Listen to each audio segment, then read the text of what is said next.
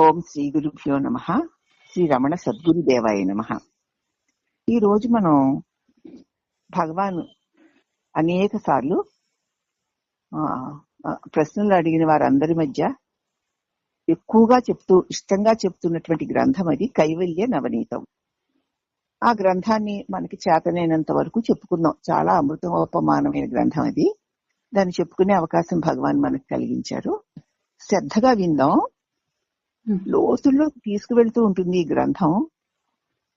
మునిగిపోతూ ఉండాలి తప్ప తేలకూడదు. ఈ గ్రంథం ప్రాసెస్. సరేనా? హరి ఓం శ్రీ గురుభ్యో నమః. కైవల్య నవనీతము, దీని మూలం శంకుకవి. ఆంధ్రానువాదం కొల్లూరి జగన్నాథ శాస్త్రి గారు. ఈ పుస్తకం తెనాలి వారు సాధారణ గ్రంథ మండలి వారు ప్రచురింపు చేశారు.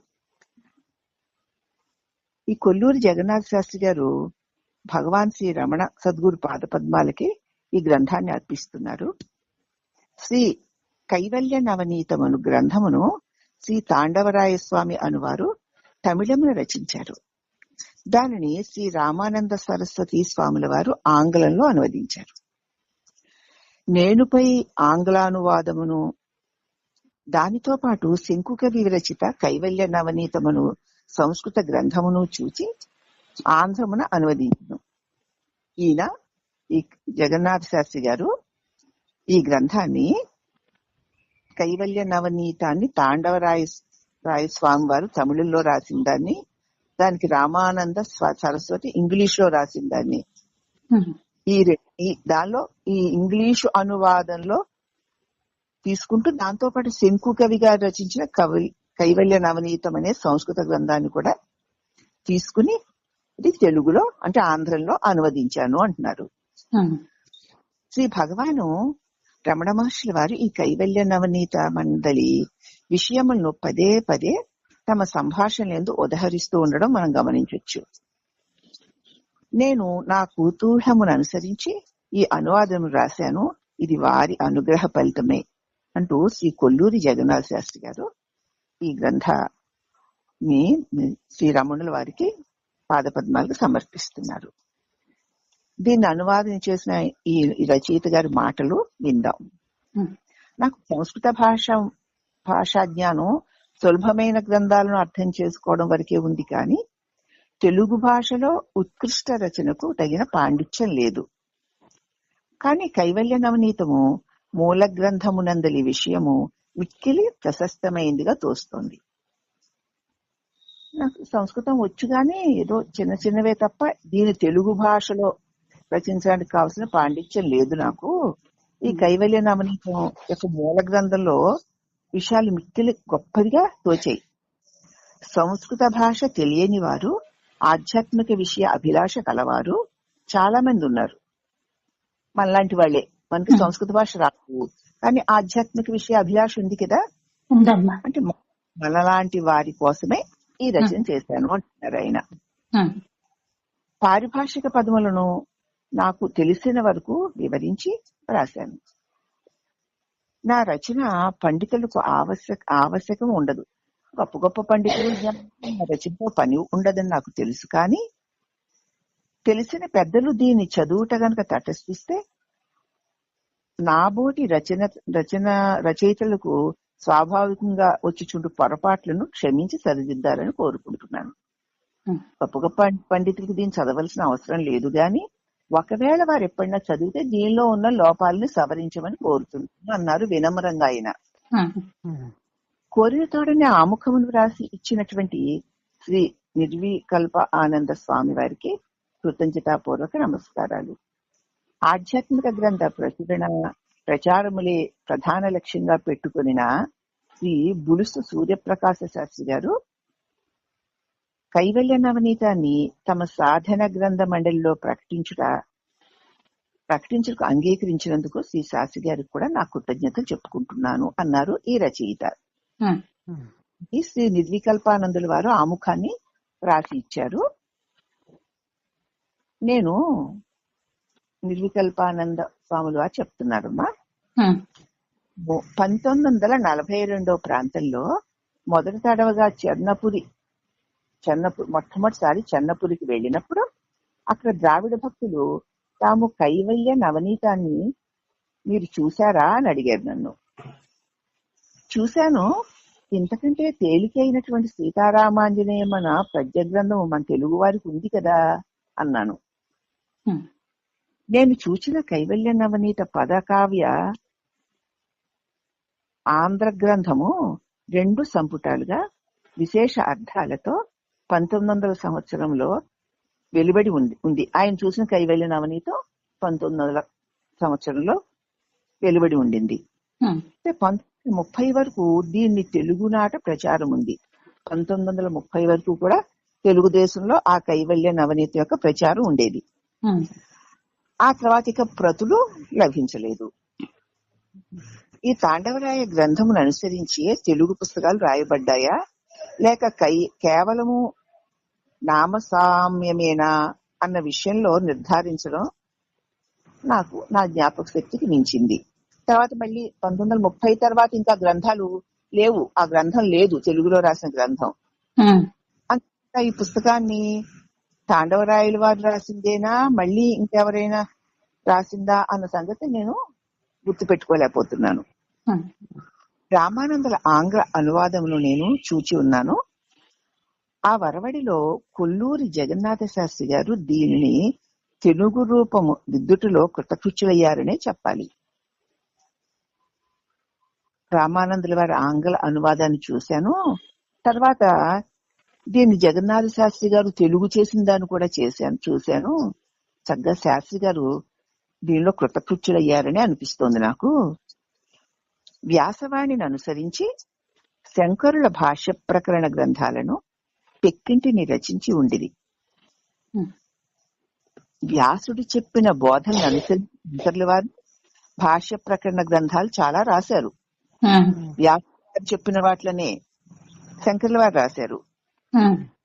వీటిని విశదీకరింప మరల బహుళముగా టీకాలు వ్యాఖ్యలు అనేకం పుట్టుకొచ్చాయి. శంకరుల వారు రాసిన గ్రంథాలకి అనేక వ్యాఖ్యలు కూడా వచ్చాయి. దీనిలో ప్రతి ఒక్కటి కూడా రత్న కలశమే. ఎందుకంటే దాన్ని ఎన్నెన్ని విధాలుగా చెప్పిన ఆ అమృతంలో నుంచి తీసుకొచ్చినవే కదా ఆ మాటలన్నీను. దేవిని వదిలిపెట్టడానికి వీలు లేదు. ఇవి అన్నీను సంస్కృతంలోనే ఉన్నాయి. ఆ భాష తెలియని వారి నిమిత్తము మరల దేశ భాషలలో విచార సాగరము, తత్వానుసంధానము, వాసుదేవ మననము మొదలైన గ్రంథాలు అనంతాలుగా పుట్టుకొచ్చాయి. అవి కూడా కాలపురుషుడు కబళించి నామరూపాలు లేకుండా చేసిన గ్రంథ సముదాయం వదిలేసిన సంస్కృత ఆంగ్ల భాషల్లో నేటికి అచ్చే లభించు గ్రంథాలను పఠింప పురుషాయుర్ధాయం సరిపోదు. ఎన్నో కాలగర్భంలోకి వెళ్ళిపోయినా సరే ఇంకా మిగిలి ఉన్న పుస్తకాలన్నీ కూడా మనం చదివి అర్థం చేసుకోవడానికి మనిషి ఆయువు సరిపోదు. ఈ బాధ తీర్చడానికి వేదాంత సార పరిభాషా గ్రథితములకు పరిభాషాది గ్రంథములు వెలువడి ఉన్నాయి. ఆ బాధ తీర్చడానికి వేదాంత సారం అనేటువంటి గ్రంథాలు కొన్ని మనకి వెలువడ్డాయి. అవి కేవలము పాండిత్య స్ఫోరకములే కాకుండా దానిలో పాండిత్యమే కాకుండా సాధనను ఉపదేశించట్లేదే అని వాపోయిన మహామహులు తమకు మరల కొన్ని గ్రంథములు ప్రసాదించారు. ఈ గ్రంథాల్లో పాండిత్య స్ఫోరకమే ఎక్కువగా ఉంది, సాధనని ఉపదేశించింది ఎక్కువగా లేకపోయిందని కొంతమంది మహామహులు మళ్ళా కొన్ని గ్రంథాలను మనకిచ్చారు. వారి ఉద్దేశంలో ఏదో ఒక గ్రంథాన్ని ఆధారం చేసుకుని ఎలాగోలాగా ఏ పుస్తకంలో ఏ మాట నచ్చితే వాడు సాధన వైపుకి తిరుగుతాడు అన్నటువంటి ఉద్దేశంతో పాపము ఈ వెర్రి జీవుడు గట్టెక్కాలి కదా అని ఆ గ్రంథాలన్నీ అనేక విధాలుగా అనువదించి మనకు అందించారు. ఈ శ్రేణికి చెందిన గ్రంథము ఈ కైవల్య నవనీత మనడంలో సందేహం లేదు. శంకరులు, విద్యారణ్యుల వారు, బెల్లంకొండ రామారావు గారు ఈ ప్రకారముగా లెక్క వేసుకుంటూ పోతే మనకి తాండవరాయలు గారు లభిస్తారు. అందరూ సిద్ధ సాధకులే. ఈ ప్రకారమైన సిద్ధ మహాపురుషులు లోకములో ఆవిర్భవించి జీవకోటికి కనపడకుండా అదృశ్యమైపోతున్నారు. వస్తున్నారు, మహా గంధాలు బోధలు మనకు అందిస్తున్నారు, మళ్ళీ వారు అదృశ్యమైపోతున్నారు. శంకరుల తర్వాత ఈ దేశమును ఆవిర్భవించి సిద్ధి పొందిన మహానీయుల పేర్లే మనకు తెలియవు. శంకరాచార్యుల తర్వాత ఈ లోకంలో ఆవిర్భవించి సిద్ధి పొంది జ్ఞానాన్ని లోకానికి అందించి వెళ్ళిన అనేక మంది పేర్లు మనకు తెలియదు. కానీ అదృష్టవశమున తెలియవచ్చిన వారిలో రమణ మహర్షులు ఒక్కరు. మనం పుణ్యం చేసుకుంటాం కాబట్టి అటువంటి మహామహానీయులు మిగతా వాళ్ళు ఎవరూ తెలియకపోయినా ఇదిగో ఈ రమణ మహర్షుల వారు మనకి తెలియవచ్చారంటే మన అదృష్టం. వారి వాణి ఏమిటంటే, మహర్షుల వారు ఏమంటున్నారంటే, మనము భుజించు అన్నము యొక్క సూక్ష్మ భాగముకే గడ్డ కట్టబడి, మనం భోంచేస్తున్నాం కదా, మన భోజనం యొక్క అన్నము లోని సూక్ష్మ భాగము చేత గడ్డ కట్టి రాగద్వేషాదుల చేత వృద్ధి చెంది అది మనస్సు అనబడుతోంది. మనస్సు ఎలాగ తయారైంది అన్నదాన్ని భగవాన్ ఎలా చెప్పారు అన్నదాన్ని ఇక్కడ చెప్తున్నారు అనమాట. ఎలా అంటే, మనం భుజించిన అన్నం లోని సూక్ష్మ అంశ గడ్డ కట్టి అది రాగద్వేషాది భావాలతో వృద్ధి చెంది మనస్సు అనబడుతోంది. తలచుట నిశ్చయించుట మున్నగు ధర్మములతో కూడినదై జ్ఞానము చేత తెలుసుకొనదగిన దృశ్యమై జడమైనను జ్ఞానము యొక్క చేరిక చేత సప్తాహ పిండము వలె చేతనమా అనున్నట్లు తోచినదై. చక్కగా వినాలమ్మా ఇది. ఈ మనస్సు మనం తిన్న ఆహారము చేత దాని యొక్క సూక్ష్మ భాగము గడ్డ కట్టి రాగద్వేషాది భావాలతో వృద్ధి చెందితే దాన్ని మనస్సు అంటారు. దాని పని ఏమిటంటే తలచుట నిశ్చయించుట మున్నగు గుణాలతో కూడినదై ఈ ఏర్పడినటువంటి అన్న రసం వల్ల ఏర్పడినటువంటి రాగద్వేషాది భావాలతో ఏర్పడినటువంటి ఈ మనస్సు యొక్క లక్షణం ఏమిటి అంటే, తలచుట నిశ్చయించుట మున్నగు ధర్మాలతో కూడినదై. మనసు చేసే పని అదే కదా. జ్ఞానము చేత తెలుసుకొనదగినదై. ఇప్పుడు మన మనసు యొక్క లక్షణాలు మనకు తెలుస్తున్నాయా? తెలుస్తున్నాయి. మనకి దృశ్యమై అంటే మనం జ్ఞాన దృష్టితో చూస్తే మన మనసు మనకి దృశ్యం అవుతుంది. మన చేత మనకు దృశ్యమై జడమై తనకి తానే ఉండలేదు. అది పెడితేనేనమ్మా అన్న సారం గడ్డ కట్టే మనసు అవుతుంది. అన్నం పెట్టకు శరీరానికి మనసు మూలుగుతూ పడిపోతుంది. రసము శక్తి వెళ్ళదు కదా. అందుకే దేహం ఎంత జడమో మనసు కూడా అంతే జడం.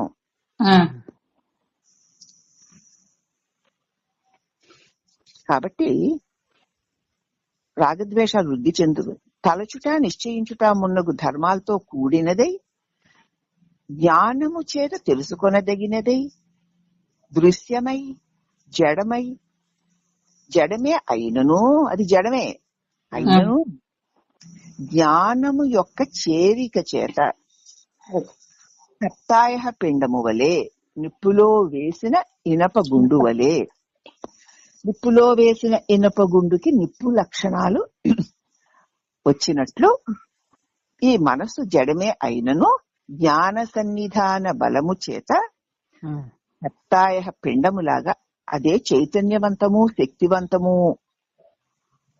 అన్నట్లు తోచునదై. మన మనసు తనే స్వయం శక్తి కలిగినదే, ఆలోచించగలిగిందే, నిశ్చయించగలిగిందే, లోక విషయాల మీదకి వెళుతూ ఆ దృశ్యాల యొక్క విషయాలన్నిటినీ తానే స్వయంగా గ్రహిస్తూ నాకు తెలుసు, బాగుంది, బాగోలేదు, ఇవన్నీ ఎవరు చేస్తున్నారు? మనసే. మరి అది జడం కదా, ఎలా చేస్తుంది? జ్ఞాన సన్నిధానం వల్ల. జ్ఞాన సన్నిధానం వల్ల తాను శక్తిని పొంది అది స్వయముగా జ్ఞానమే అన్నట్లుగా ప్రవర్తిస్తోంది. అర్థమైందా?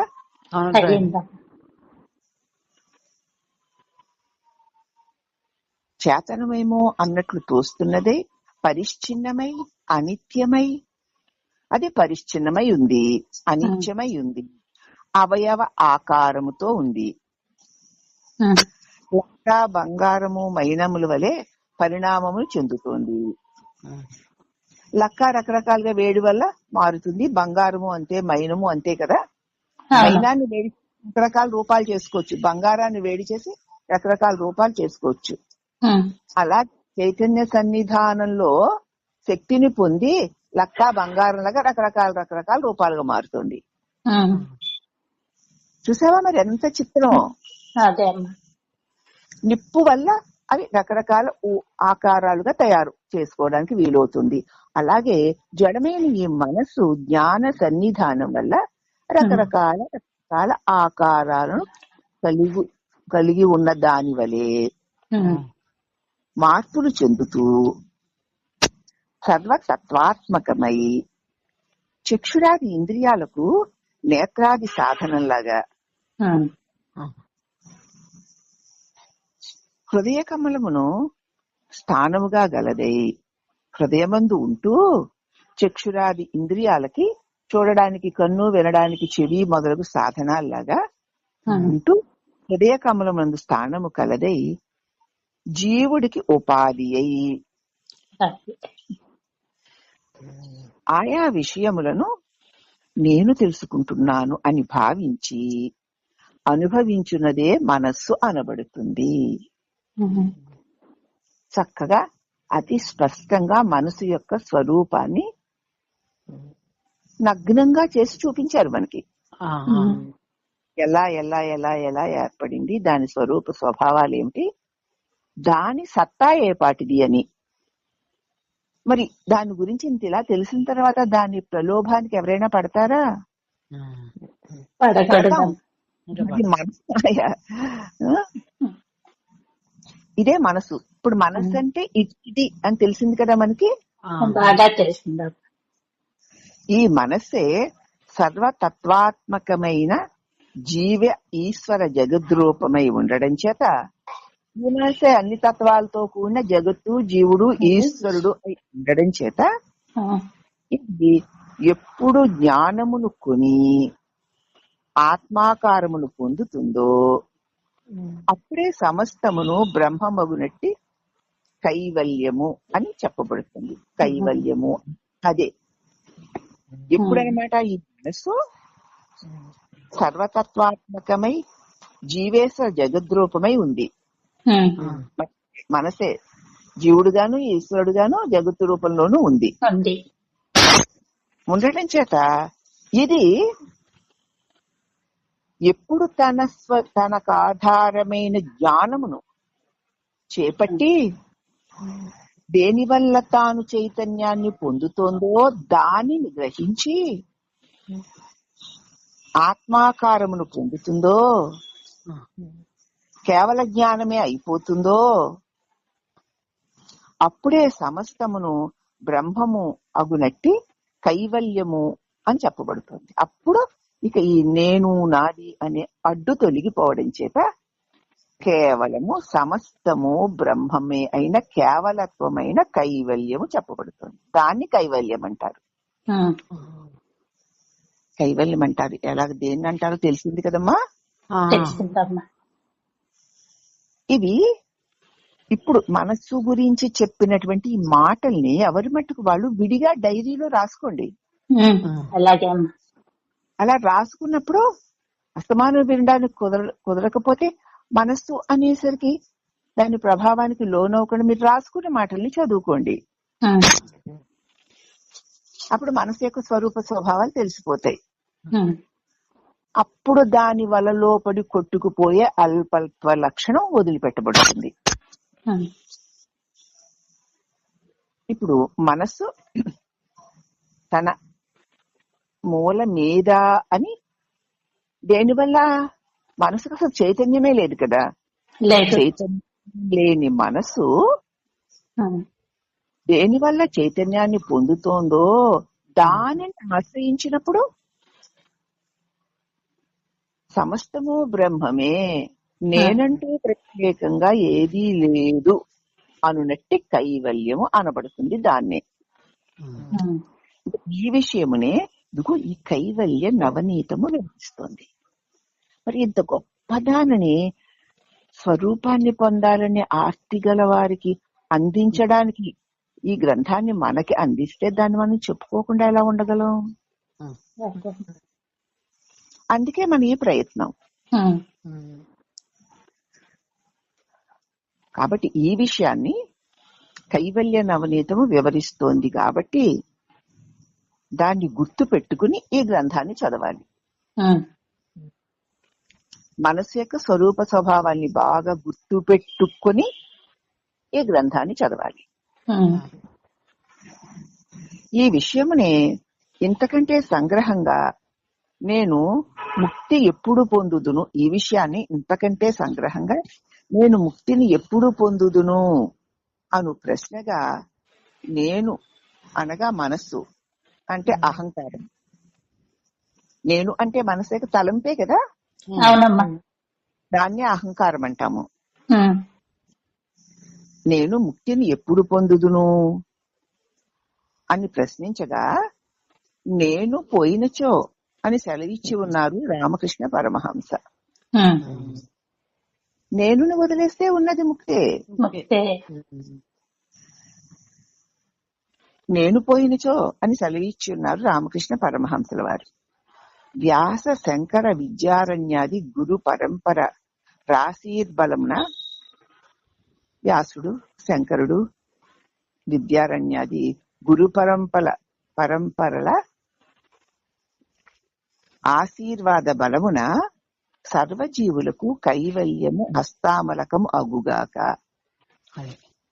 వ్యాస శంకర విద్యారణ్యాది గురు పరంపరల యొక్క ఆశీస్సుల వల్ల సర్వజీవులకి కైవల్యము హస్తామలక మగుగాక అని ప్రార్థిస్తున్నాను అంటూ శ్రీ నిర్వికల్పానంద స్వాముల వారు ఈ గ్రంథానికి ఆముఖము, దాని యొక్క స్వరూప స్వభావాలను మనకి చక్కగా స్పష్టంగా అందించారు. శ్రీ స్వామి వారికి అనేక వందనములు. ఇది ఎప్పుడు నిర్వికల్పానంద స్వామి వారు అందించారు అంటే 5/5/1973 శంకర జయంతి సందర్భంగా. తర్వాత ఇక భూమిక, దీని భూమిక ఎలా మొదలయ్యింది పుస్తకం అన్నదాన్ని.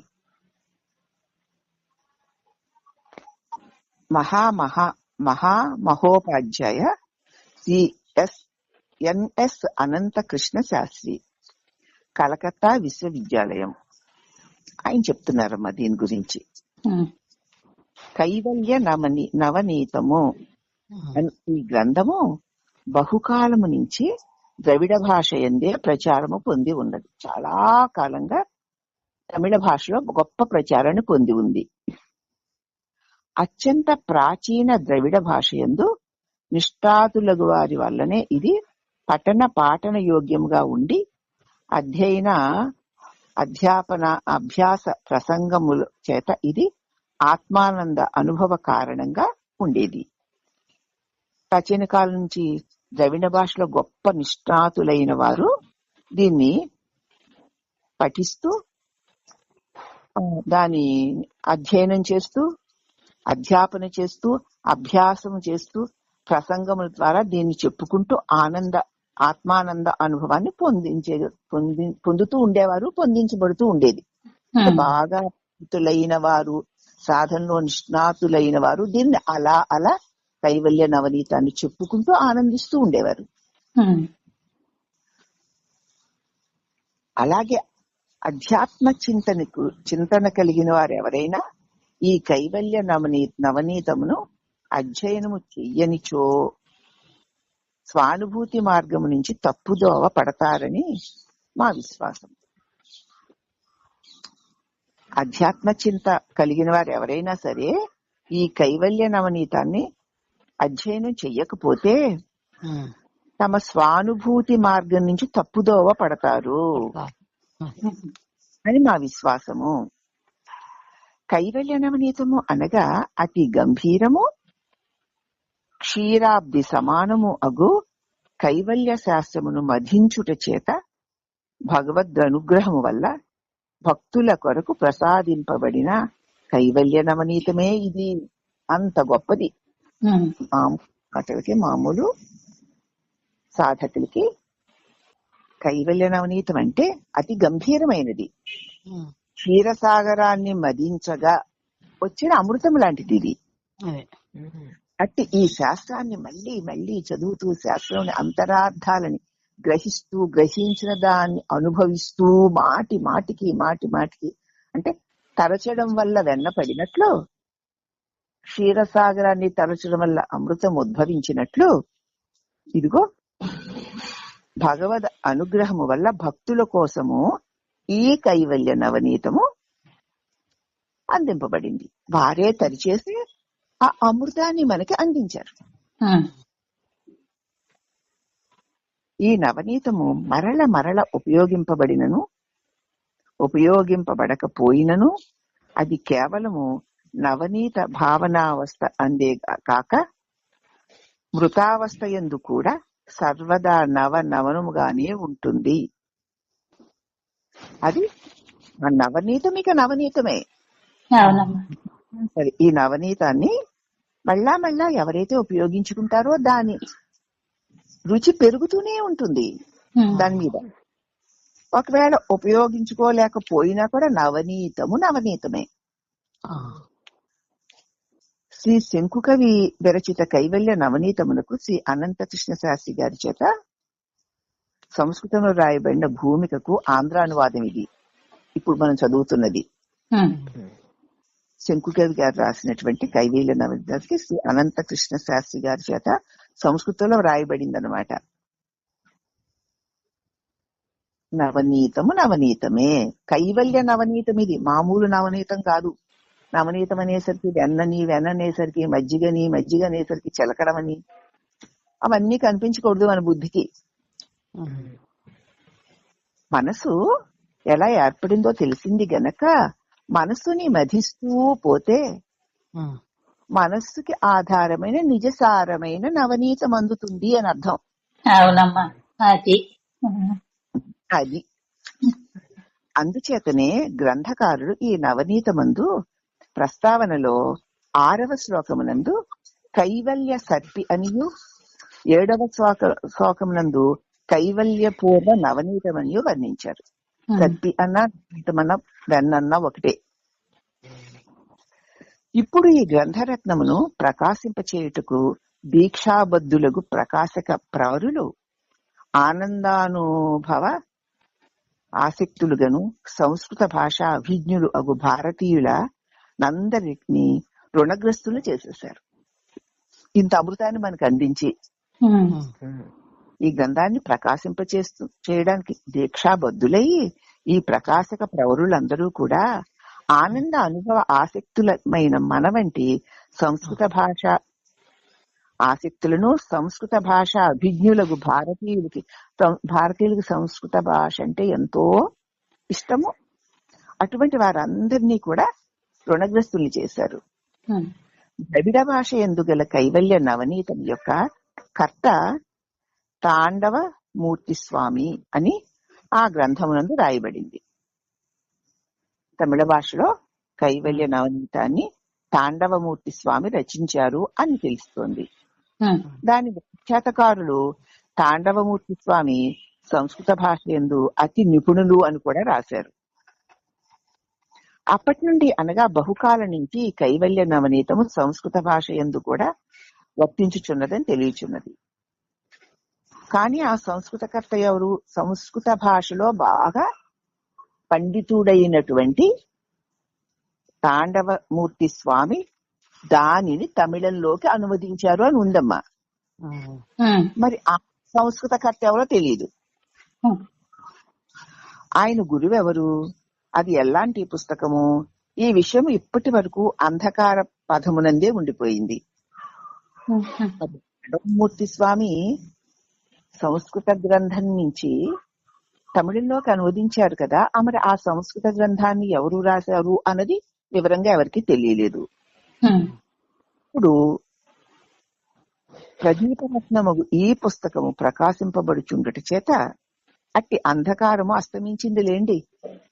అది ఇంకెందుకు అంధకారం వస్తాం? ఇంకేముంది అంధకారం? ఏదైనా మనకి అందవలసిన అమృతం మనకు అందుతోంది.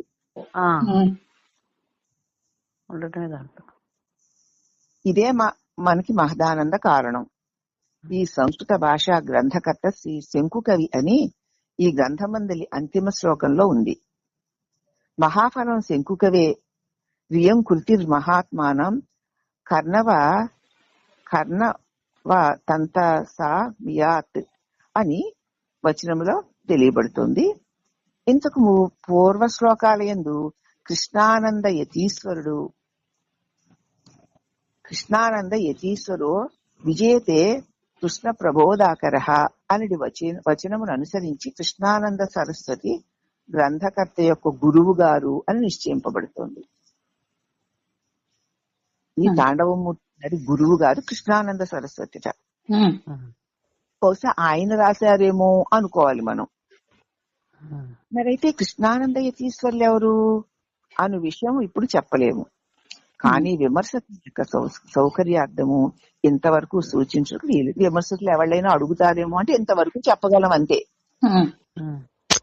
ఈయన సిద్ధాంజనము అను గ్రంథం యొక్క కర్త అని స్థాపించుట ఏమాత్రము ఔచిత్యము కాదు. ఈ గ్రంథం యొక్క శబ్దార్థ గంభీరత ప్రాసాదికము సర్వము కూడా తదనుగుణముగానే వర్తిస్తుంది. ఈ గ్రంథం యొక్క శబ్ద అర్థ గంభీరత ప్రసాదాధికమంతా కూడా తదనుగుణంగానే వర్తిస్తోంది. ఆ సంస్కృత గ్రంథంలో ఎలా ఉందో అలాగే తమిళంలోకి వచ్చిన తర్వాత ఆ తమిళంలో ఎలా ఉందో అలాగే మనకి ఈ గ్రంథంలో అందుతోంది. ఈ గ్రంథమునందు 2 ప్రకరణాలున్నాయి. తత్వ ప్రదీపము, సంశయాంధకార ప్రదీపము అని 2 ఉన్నాయట. 2 ప్రకరణాలు. ఒకటి తత్వ ప్రదీపము, తత్వమును ప్రకాశింపచేసేది. తర్వాత సంశయం అనే అంధకారాన్ని ప్రకాశింపచేసేది అని 2 ప్రకరణాలు ఉన్నాయి. ప్రథమ ప్రకరణమునందు 100 శ్లోకాలు ఉన్నాయి. రెండవ ప్రకరణమునందు 181 శ్లోకాలు ఉన్నాయి. అందు ప్రథమ ప్రకరణము శ్రవణము, ద్వితీయ ప్రకరణము మననము, సాధన సంపత్తి, గురూప సర్పణమును మొదట 18 శ్లోకాలతోటి శ్రవణాంగముగా ప్రతిపాదింపబడింది. 19వ శ్లోకం నుంచి అధ్యారోపాది అను దానితో ప్రారంభించిన అధ్యారోప అపవాదముల చేత చేయు తత్వోపదేశము, దాన్ని శ్రవణము, అధ్యారోప అపవాదముల చేత చేయు తత్వోపదేశమే అంటే దాన్ని శ్రవణము అనము, మననమే అంటాము. ఇక శుద్ధ చైతన్య బ్రహ్మమునందు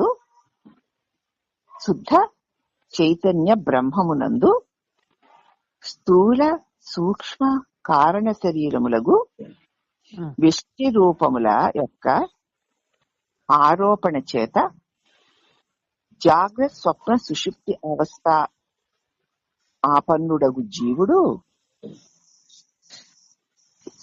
శుద్ధ పరబ్రహ్మమునందే స్థూల సూక్ష్మ కారణ శరీరాలైనటువంటి వ్యష్టి, ఒక వ్యక్తి అందు స్థూల సూక్ష్మ కారణ శరీరాలు 3 ఉన్నాయి కదమ్మా. ఆ 3 యొక్క ఆరోపణే జాగ్రత్త స్వప్న సుషుప్తి అవస్థాపరుడు జీవుడు. ఆ జీవుడు త్వం పదార్థము. ఇక్కడ వాటి సమిష్టి రూపముల యొక్క అధ్యారోపణ చేత తత్పద వాచ్యార్థము ఈశ్వరుడంటూ అని ఆ ప్రసంగమునందే కారణ శరీర అతిరిక్తుడగు స్థూల సూక్ష్మ 2 శరీరముల యొక్క సత్వరజస్తమో గుణ రూపములకు ఆవరణ విక్షేపములకు అజ్ఞాన కార్యములు ఉత్పత్తి క్రమము జీవేశ్వర భేద అభేదాధికము బహుతత్వ జ్ఞాతము ప్రథమ ప్రకరణం నందు చక్కగా మనం చేస్తుంది మన చేత. ఇందు జీవేశ్వరుల విశ్వతేజస ప్రాజ్ఞ భేదము చేత విరాట్ హిరణ్య గర్భ అంతర్యామి భేదము చేత 3 విధములు కలిగిందై తురీయము శుద్ధ చైతన్యము జీవేశ్వరుల అధిష్టానముగా బోధింపబడుతూ వస్తుంది. అట్టి శుద్ధ చైతన్యము అధాత ఆదేశో నేతి నేతి అనేది అనువాద విధి చేత బోధింప సఖ్యమని అధ్యారోపితులకు శుద్ధ చైతన్యమునందు నిలయమును బోధించడం ద్వారా ఒలిచి వెలికి తీసిన చైతన్యము మాత్రము లక్షణాది శక్తి చేత శేషించుతుంది. ఎంతవరకు తీయడానికి వీలు పడుతుందో అంతవరకు తీసి తర్వాత అందబడేది అనుభవం వల్లే తెలియాలి అంటున్నారు. ఇది కాదని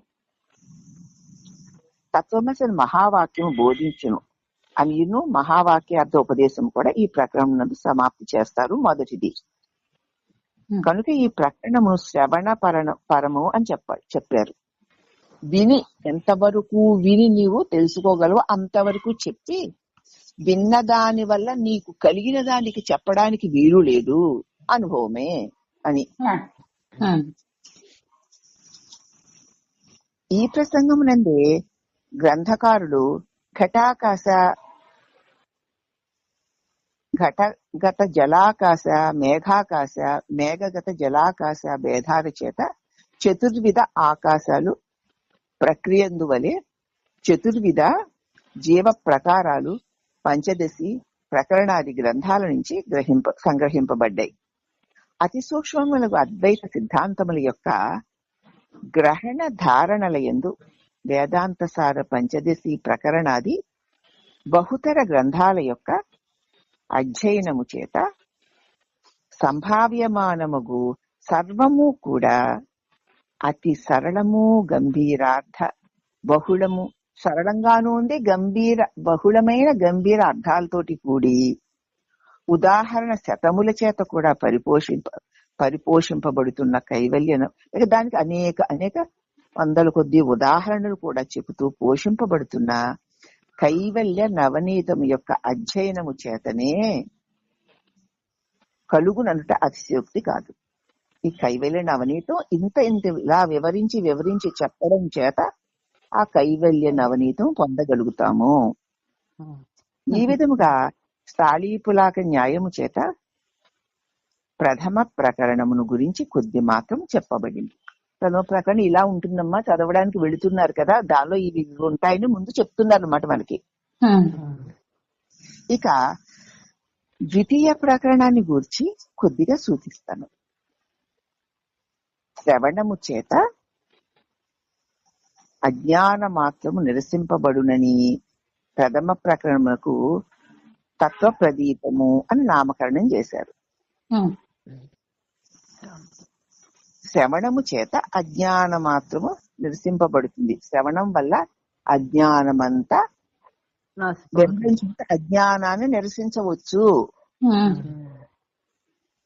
అని ప్రథమ ప్రకరణకు తత్వ ప్రదీపము అని నామకరణం చేశారు. సంశయ విపరీత భావనలు మననము చేత నివారింప చేయవచ్చు. వినడం చేత ఇది నేను కాదు, ఇది నేను కాదు, ఇది కాదు, ఇది కాదు, ఇది కాదని కాని దానిని నివారించవచ్చు. తర్వాత సంశయ విపరీత భావాలు ఉంటాయి, కాకపోతే మరి నేనేమిటి అన్నట్లు ఆ భావాలని మననము చేత నివారింపవచ్చు అని సంశయ అంధకార ప్రదీపము అని దీనికి ఈ ప్రకరణానికి పేరు పెట్టారు. ఈ అభిప్రాయముతోనే దీని యందు ఇలాగ చెప్పబడిందన్నమాట. పనే తత్వే జ్ఞాతే నిభృతమనుభూతిం దృఢయితుం ప్రవక్షే సందేహ ప్రశమన సమాఖ్యం ప్రకరణం ఇది. అంటే ఈ ప్రకరణమునందు, అంటే రెండవ ప్రకరణం అన్నట, సంశయ విపరీత భావాల చేత నివారింపబడుతుంది అని సంశయాంధకార ప్రదీపము అని దీనికి పేరు పెట్టారు కదా. ఈ ప్రకరణమునందు బ్రహ్మ వేదాంత వేద్యమనియు ఆ పరబ్రహ్మము వేదాంతములైన ఉపనిషత్తుల చేత తెలియబడునని అవాంగ్ మానస గోచరమని చెప్పుట విరుద్ధము కదా. బ్రహ్మము వేదాంత ఉపనిషత్తుల ద్వారా తెలియబడతాడు అని చెప్పారు. మళ్ళీ వాంగ్ మానస గోచరము అంటున్నారే, ఇది విరుద్ధము కాదా? ఇలాంటి సంశయాలు కలుగుతాయన్నమాట. ప్రథమ ప్రశ్న. ప్రమాణాంతరము ఆవేద్యము వేదాంతము చేతనైనను వృత్తి మాత్రము చేత భాషింపబడుతుందని, ఘటాదుల వలె ప్రతిఫలిత చైతన్య భాష్యము కాదని చతుర్దశ శ్లోకముల చేత నిశ్చయించబడింది. అనంతరము మనోనిగ్రహ ఉపాయాన్నిను మనోనాశనము ముక్తులకు సమానమే అయినను జీవన్ముక్తులకు స్వరూపనాశనము, విదేహ ముక్తులకు అరూపనాశనము అని మనోనాశనం మళ్ళీ 2 విధాలుగా చెప్పబడింది. అర్థమవుతుందమ్మా? తర్వాత జీవన్ముక్తులు బ్రహ్మస్వరూపులే కనుక సర్వము తెలియవలను. వారికి భోగము ఎట్లు కలుగుచున్నది? భోగము సమానమే కదా, సంసారులకి వారికి భేదం ఏమిటి అంటే ఇది కాదని తీసేసిన ఇటువంటి సంశయాలన్నీ నిజమైన సాధనకు కలుగుతాయి. మొదలగు సమాలోచనలు ఉన్నాయి. పిమ్మట కర్తృత్వంలో సంసారులకు జీవన్ముక్తులకు సమానమే అయినను సంసారుల ప్రకృతి కోరికలు అహంకారులకు వశమై ఉండట చేత వారికి బంధం ఉంటుంది. సంసారులకి ప్రకృతిపరమైన కోరికలు అహంకారులకు అహంకారానికి వశమై ఉంటాయి గనక వారికి బంధం కలుగుతుంది. జీవన్ముక్తులకి అలాగ లేదు, అసలు సంసార బంధమే లేదు. కోరికలు కోరుకోవడం, దాన్ని తీర్చుకోవడం అన్నటువంటి ప్రసక్తి ఉండదు వారికి. కానీ అవి వస్తూ ఉంటాయి, వెళ్ళిపోతూ ఉంటాయి సంఘటనలు. అందుచేత జీవన్ముక్తులకి అట్లా లేదు అని నివేదింపబడింది. అయితే ముఖ్యమైన మాట ఏమిటి అంటే ఈ ద్వితీయ ప్రకరణమునందు సంసారులకు జీవన్ముక్తులకు దృశ్యమాన సామాన్యమును ఒక్కొక్క వ్యవహారమునందే త్రోసివేసి వారిని గూర్చి నివేదించి నిశ్చయించుటయే ఈ ద్వితీయ ప్రకరణ మందలి ముఖ్య విషయం. ఈ 2వ ప్రకరణంలో సంసారులకి జీవన్ముక్తులకి దృశ్యమాన సామాన్యము ఇద్దరికి దృశ్య సమంగానే కనిపిస్తున్నాయి. ఒక్కొక్క వ్యవహారమందే చూసివేసి వారిని గురించి నివేదించి నిశ్చయించుటయే ఈ ద్వితీయ ప్రకరణ మందలి ముఖ్య విషయం. జీవన్ముక్తుడేమో సంసారాలకి జీవన్ముక్తి దృశ్యాలు కనిపిస్తూ ఉంటాయి, సంఘటనలు జరుగుతూ ఉంటాయి. జీవన్ముక్తుడేమో అవి జరుగుతుంటే ఎప్పటికప్పుడు వాటిని వదిలేస్తూ ఉంటాడు. వచ్చిపోయేవని అదే సంసారులేమో నేను నాది అని పట్టుకుంటారు. అంటే ఇలాగ త్రోసివేసి వారిని గురించి నివేదించడం నిశ్చయించడమే ఈ ద్వితీయ ప్రకరణం ముఖ్య విషయం. దాని చేత జీవ బ్రహ్మ భేదమును గురించి ఆ అసంభావన విపరీత భావాలన్నీ ఈ 2వ ప్రకరణలో తొలగింపబడతాయి. ఈ బ్రహ్మ విద్యా ప్రకరణ గ్రంథముల యందు అంతటా ప్రత్యక్షాది ప్రమాణాది విచారమును జీవేశ్వర కర్తృత్వ కర్మ కర్తృత్వ ఆరాధ్యత్వాది విచారమును ఎక్కువగా ఉంటుంది. బ్రహ్మ విద్యను ప్రకటించిన ప్రతి గ్రంథంలోనూ ఉంటుంది. ఎందుకంటే ద్వైతం అక్కడంతా ఆ ద్వైతాన్ని పట్టుకుంటే 2 ఉంటాయి కాబట్టి ఆ రెండిటిని చెప్పుతూ రెండిటి యొక్క ఏకత్వాన్ని తెలియజేయడానికి కావాల్సిన బోధలే అక్కడ ఉంటాయి. కాబట్టి జీవేశ్వరుల కర్మ కర్తృత్వము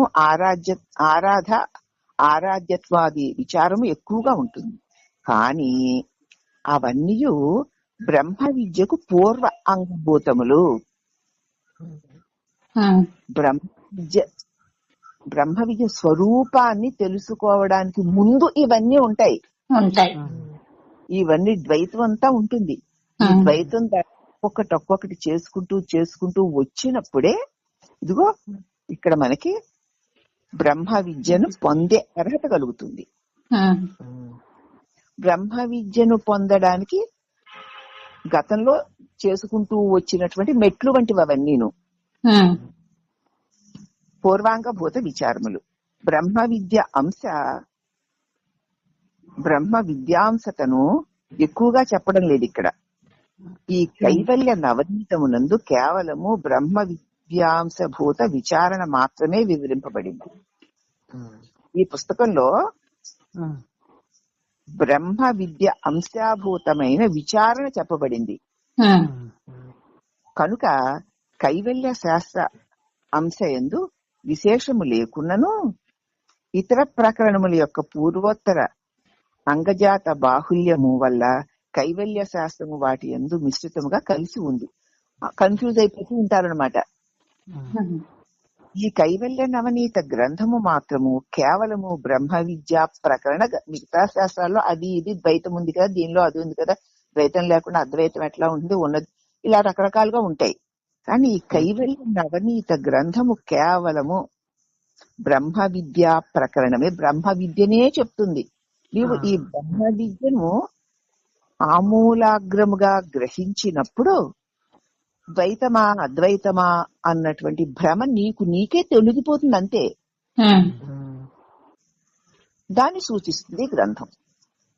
అందుచేత సర్వే బ్రహ్మ వదిష్యంతి సంప్రాప్తేతు కలౌ యుగే.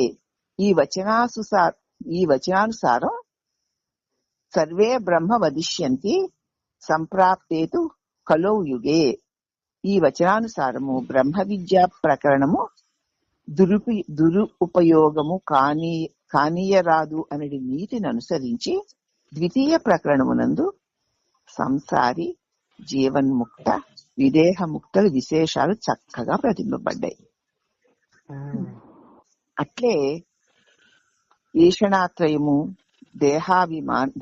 దేహాత్మాభిమానము ఉన్నంత కాలము అహం బ్రహ్మాస్మి ఇత్యాది శబ్ద ఉచ్చారణ మాత్రము చేత పరోపదేశే పాండిత్యే అనే నీతి ప్రకారము ఇతరుల కొరకే వేదాంతోపదేశాలు, స్వకీయ కార్యాలయందైతే సంసార విషయాల్లో మిక్కిలి జాగరూకులే. ఇది ఎలా ఉంటుంది అంటే, దేహం మీద ఈషణత్రయాలు ఉండి దేహం మీద అభిమానం ఉన్నంత కాలము కూడా ఈ మనం వినడం వల్ల నేను ఇది కాదు, నేను బ్రహ్మమని తెలిసిపోయింది మనకి. అవును. అంచేత అహం బ్రహ్మాస్మి అనే శబ్ద ఉచ్చారణ చేస్తూ నేను ఇది కాదు, నేను బ్రహ్మమును చేస్తూ ఉండడం చేత పరోపదేశ పాండిత్యం వస్తుంది, ఇతరులకు ఉపదేశించే పాండిత్యం వస్తుంది అన్న నీతి ప్రకారం ఏంటి, ఇతరుల కోసమే వేదాంతోపదేశాలు, ఇతరులకు చెప్పినప్పుడు వేదాంతాలు ఉపదేశిస్తారు. స్వకీయ కార్యాలయం మాత్రం సంసార విషయాలు. ఈ విషయం వచ్చేసరికి నువ్వు సంసార విషయంలో చిక్కిపోతావు. ఈ విషయం వారు కొందరు సాధన సంపత్తి రహితులు లోక ప్రతారణము చేయుచు ఉంటారు. సాధన సంపత్తి విషయం మాత్రం బుద్ధికి అర్థమైంది కాబట్టి, సాధన సంతృప్తి లేదు కాబట్టి లోకంలో చెప్తూ ఉంటారు దాని వివరణలు అంతే. కానీ ఈ కైవల్య నవనీతము అట్టిది కాదు. యుక్తి రీతిని అధ్యయనము చేసిన వారి విషయమందు ఎలాగైతే చెప్తున్నారో నిజమైనటువంటి ఆర్తితో తపనతో నిజస్వరూపాన్ని తెలుసుకోవాలనే ఏకాగ్ర చిత్తంతో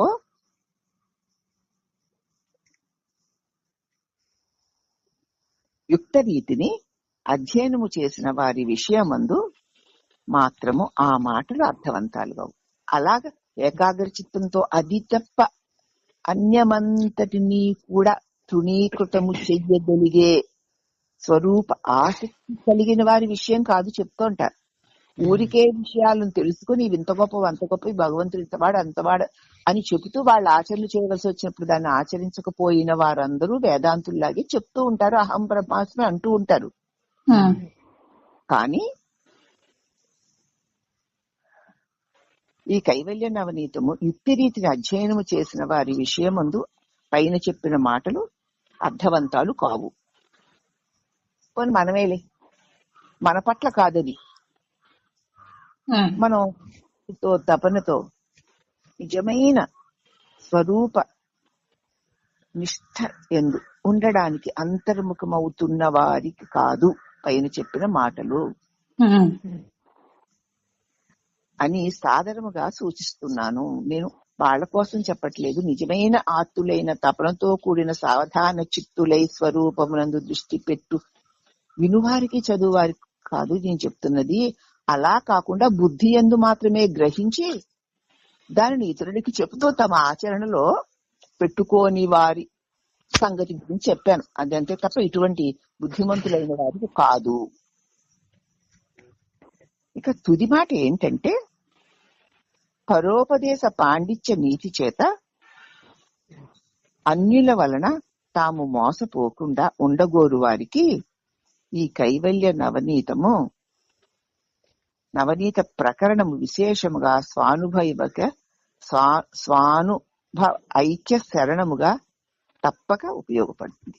కాబట్టి అలాగా అనేక రకాలుగా బోధలు అన్నీ చెబుతూ అది ఆచరణ చెయ్యని వారు చెప్పేటువంటి బోధల్ని అనుసరించేదానికంటే నిజంగా ఆర్తి ఉన్నవారు ఈ కైవల్య నవనీతమనే ఈ గ్రంథములోని అంతరార్థాల యందు ధ్యాస పెట్టి అధ్యయనము చేస్తే వారికి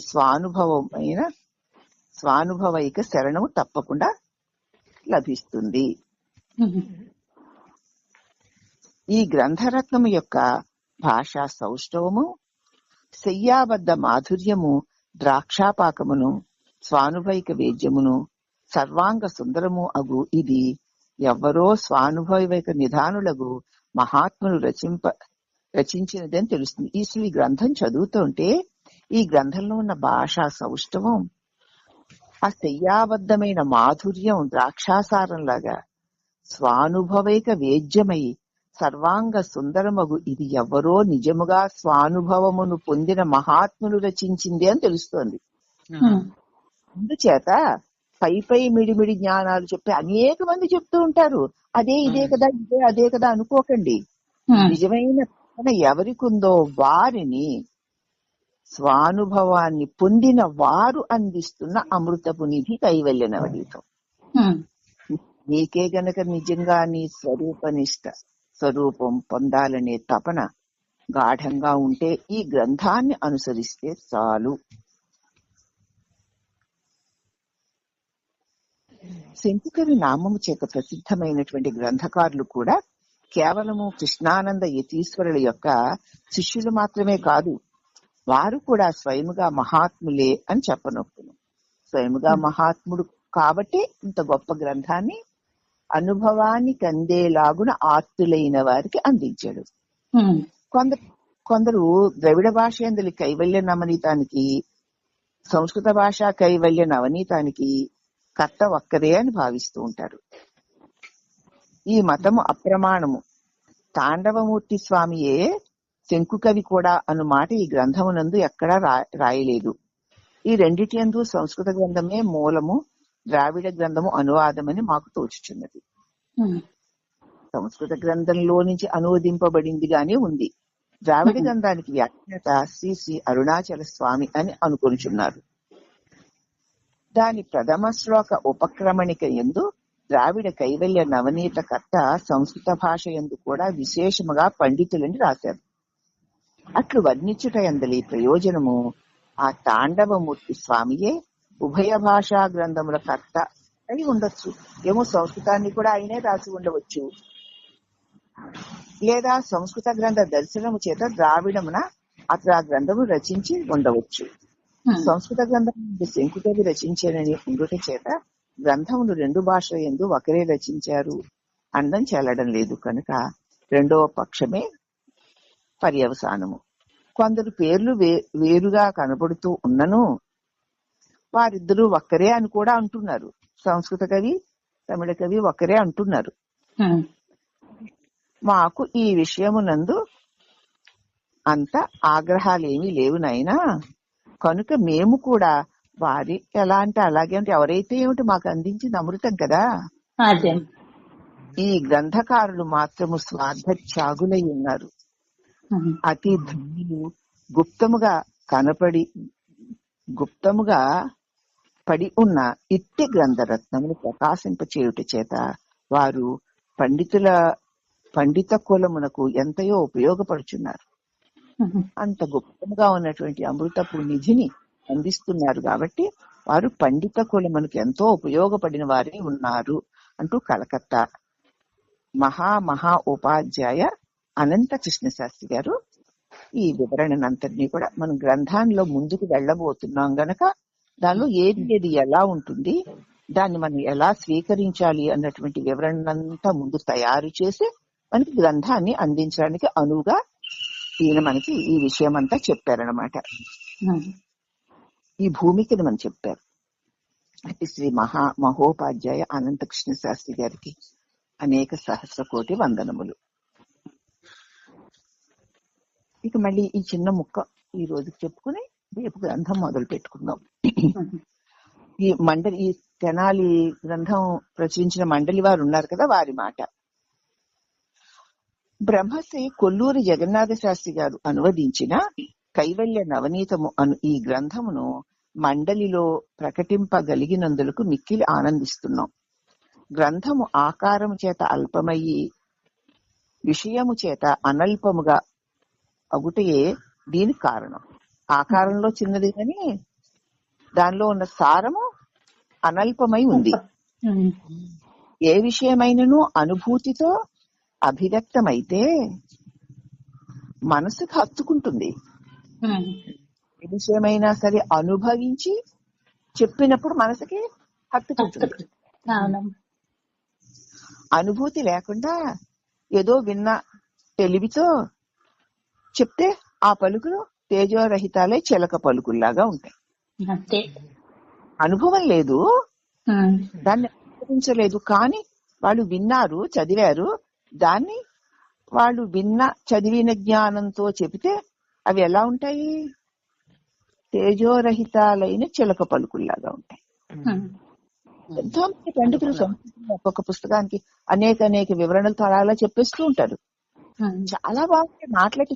ఎక్కడ ఏ మాటలోనూ తప్పు గాని, వాళ్ళు పదాలు పలకడంలో ఏది దోషం గాని ఏమీ ఉండదు. గొప్ప పాండిత్యం కనిపిస్తుంది.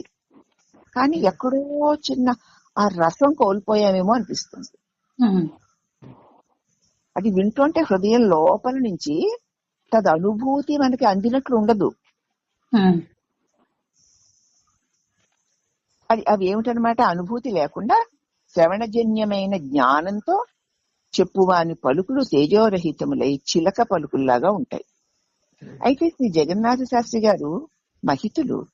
వారి వలనే అద్వయమైన జ్ఞానమును తమ యందు పండించుకున్నవారు అరుదుగా ఉంటారు. జగన్నాథ శాస్త్రి గారి లాగా అద్వైత జ్ఞానాన్ని తమ లోపల తాను పండించుకుని అనుభవిస్తున్న వారే ఉన్నారు. అటువంటి వారు అరుదుగా ఉంటారు. దీనికి ఒక ఉదాహరణ శ్రీ శాస్త్రి గారి వద్ద ఉన్న త్రిపుర రహస్య జ్ఞానఖండము అని సంస్కృత భాషలో నేను తెచ్చాను పుస్తకాన్ని. శ్రీ శాస్త్రి గారి దగ్గర ఉన్న త్రిపుర రహస్య జ్ఞానఖండము అనేటువంటి పుస్తకాన్ని తెచ్చాను, చదివాను. ఆ జ్ఞానఖండమునకు చిట్ట చివర సకృదేవ శృతం ఏతద్ విజ్ఞానం జనయేతు దృఢం, ఒక మారు వినిన చాలును, ఇది విజ్ఞానమునంటే అనుభవయుక్తమైన జ్ఞానాన్ని దృఢంగా కలిగిస్తుంది అని రాసి ఉంది.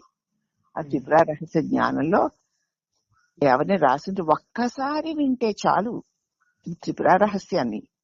ఇది అనుభవయుక్తమైన జ్ఞానాన్ని దృఢంగా కలిగిస్తుంది అని చెప్పబడింది. శ్రీ శాస్త్రి గారు నాకు ఇచ్చిన గ్రంథమునందు పెన్సిల్ తో వేయబడిన తేదీ గుర్తులు, సూక్ష్మార్థ వివరణలు చూడగా వారు ఆ గ్రంథాన్ని ఎంత శ్రద్ధగా ఒక్కమారు కాదు, 2 సార్లు కాదు, 3 సార్లు కాదు, 4 సార్లు పఠించుటయే కాదు, మననము చేసి తీర్థ విద్యార్థో జగన్నాథ అయినారని అనుకుంటున్నాను. ఒక్కసారి కాదు, అనేక సార్లు చదివి తదర్థనాన్ని మననం చేసి అనుభవానికి తెచ్చుకున్నారు అని నేను అనుకుంటున్నాను. పారంగతులైన వారి పలుకులు పసిడికి వెల తగ్గించు నన్నచో అత్యుక్తి అగునా.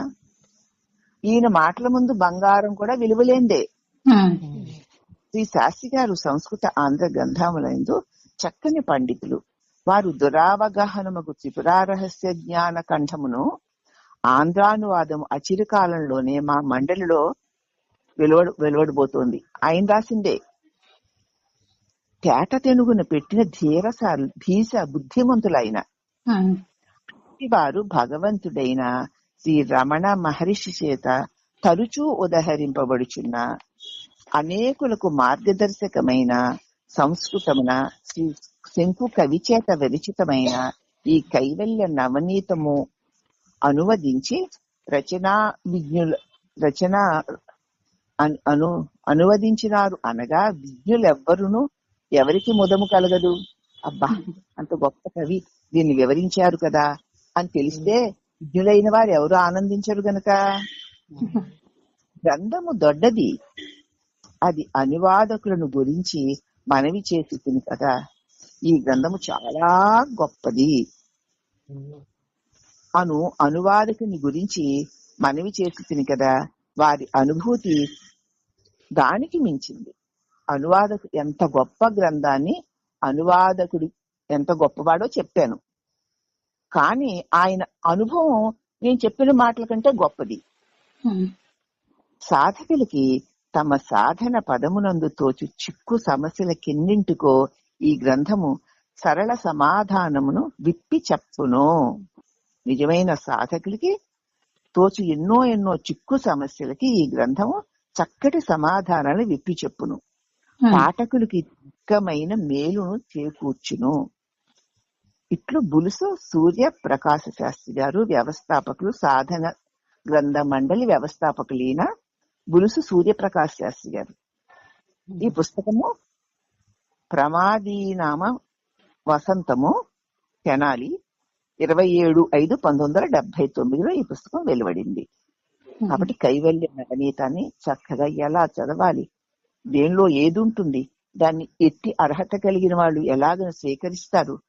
కాబట్టి బుద్ధి కుశలురై నిజమైన తపన కలిగిన వారిని తరింప చేయగలిగిన అమృతోపమైన ఈ గ్రంథాన్ని మనం మన శక్తి మేరకి భగవంతుడు అనుగ్రహించినటువంటి ఈ అవకాశాన్ని చెప్పుకునే వినే శక్తి ఈ శరీరంలో ఇంకా ఉంది గనక దానిని మనం సదుపయోగము చేసుకుని కైవల్య నవనీతాన్ని చక్కగా విని శ్రవణాత్ తదర్థ మననాత్ ధ్యానాత్ సంకీర్తనాత్ శ్రవణం చేద్దాం, తదర్థాన్ని మననం చేద్దాం, దాన్ని సంకీర్తన చేద్దాం, అనుభవిద్దాం, ఆసక్తి కలిగిన వారికి అందిద్దాం. ఆ సదుద్దేశంతో ఇది కష్టతరమైన ఇష్టమైన వారికి అందించాలనేటువంటి ఒక సద్బుద్ధి భగవాన్ కలిగించారు కనుక ఈ గ్రంథాన్ని మనం రేపటి నుంచి చెప్పుకుందామమ్మా. ఓం నమః.